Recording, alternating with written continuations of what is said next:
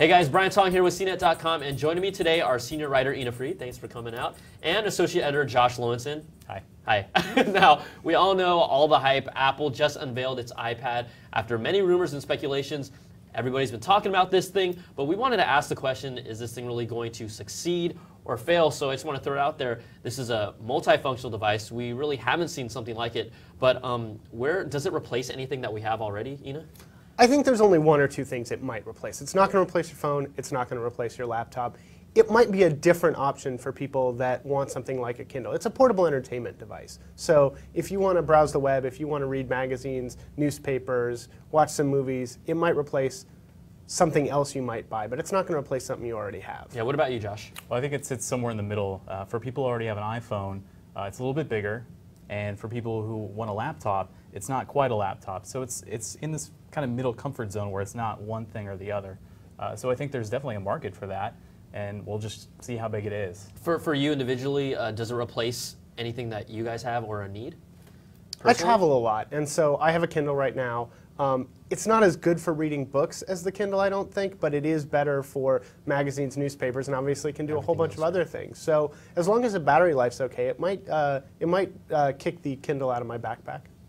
I think it's tough for me because I have an iPhone and I have a laptop, so I don't really need this.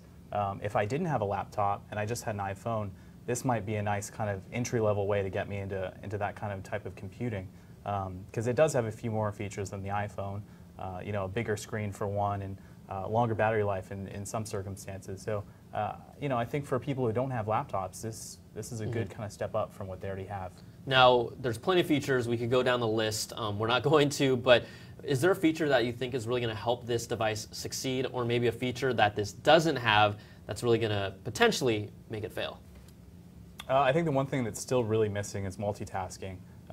And on the iPhone, this is still kind of a problem because other phones have it. And this becomes an even bigger problem with something like a tablet, because this is actually kind of a computer. And so if you have a computer that can't run multiple apps at the same time, you're missing out on some of the really fun parts about having a full-size computer.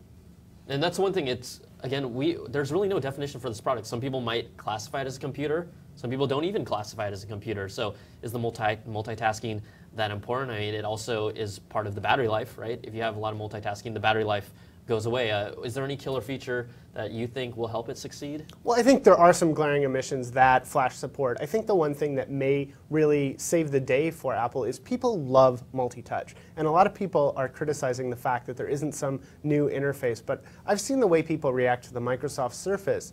And a lot of people are like, how can I have a Surface? And in some senses, the iPad is a way to start to get that experience. People love it on the iPhone, but this is going to open up to developers some new opportunities. Well, if they want a Surface, they could have thousands of dollars and get a coffee table in their room, right? At some point. You can't even do that yet. But you could go to the Rio and play with it. You can. Yeah. Okay, now, bottom line, who's this for?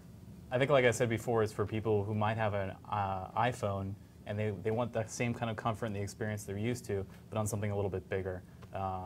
As for people who are looking for like a really portable version of Mac OS X on something that's like a tablet, it's not meeting those needs. Yeah, I mean, I think the netbook, you know, if we'd started before netbooks were out and said, who's this for, we'd have had a tough time, and lots of people have bought them.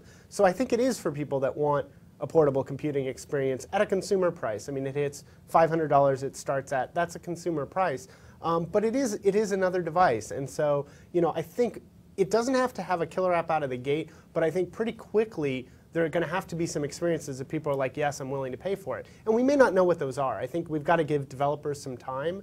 The fact is, iPhone apps will run on this, but give developers a few months and they're going to have apps that really work for this specifically. So bottom line, will this thing sell or not? Josh? Yeah, I don't think it's going to do as well as the iPhone has, though.